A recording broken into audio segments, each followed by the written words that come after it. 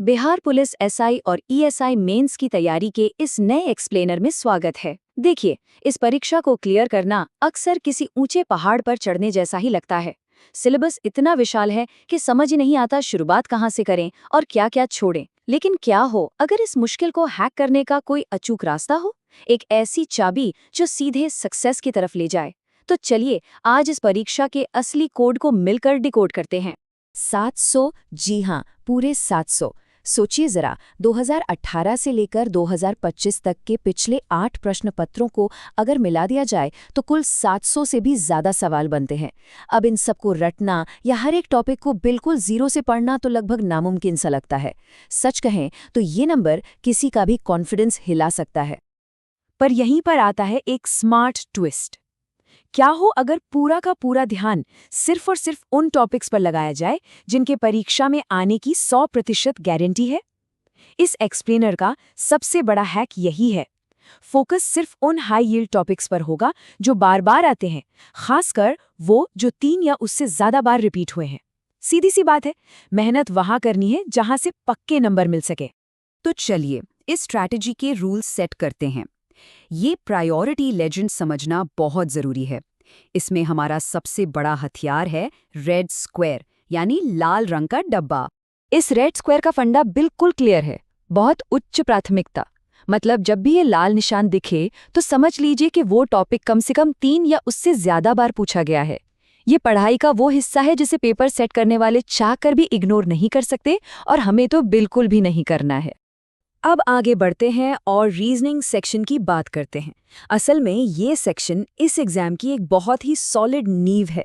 यहाँ कुछ ऐसे कॉन्सेप्ट्स छिपे हैं जो हर बार पेपर का हिस्सा बनते ही बनते हैं। अगर इन्हें पकड़ लिया तो स्कोर करना बहुत आसान हो जाता है। अब 8 के इस जादुई नंबर को जरा ध्यान से देखिए।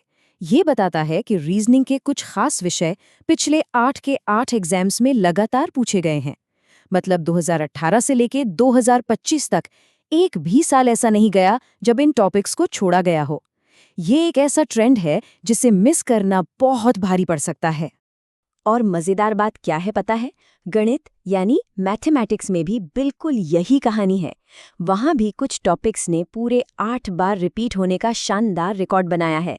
ये तो बिल्कुल ऐसा लगता है जैसे पेपर का पैटर्न पहले से ही लीक हो गया हो। ये लिस्ट इस पूरे एक्सप्लेनर की जान है। इसे एक अल्टीमेट चीट शीट समझ लीजिए। देखिए, रीजनिंग के coding, decoding, blood relations, direction sense और गणित का प्रॉफिट एंड लॉस, ये सब पूरे 8 बार आए हैं। और परसेंटेज वो भी 7 बार।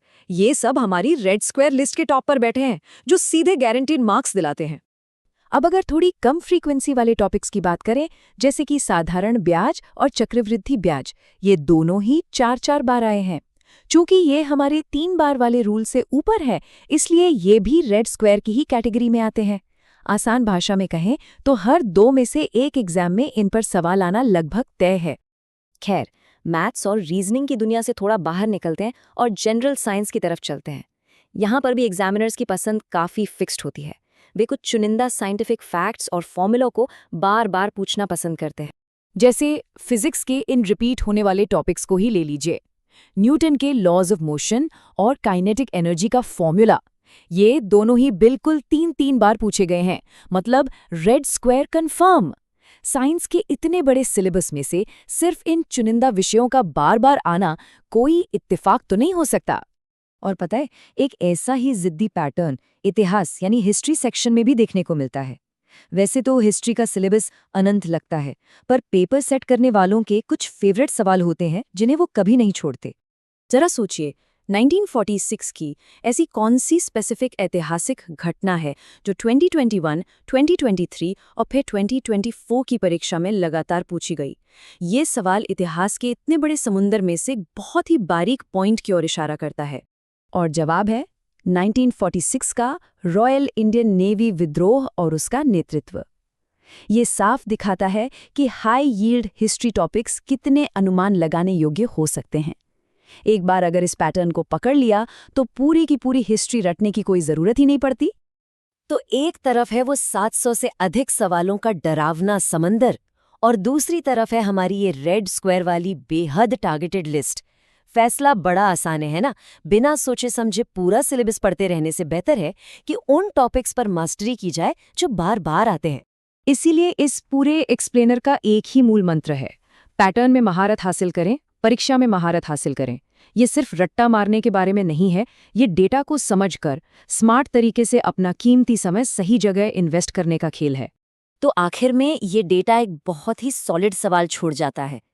क्या आने वाली परीक्षा इस 8 साल पुराने पैटर्न को तोड़ देगी या फिर इसी छिपे हुए रेड स्क्वायर कोड को ही फॉलो करेगी?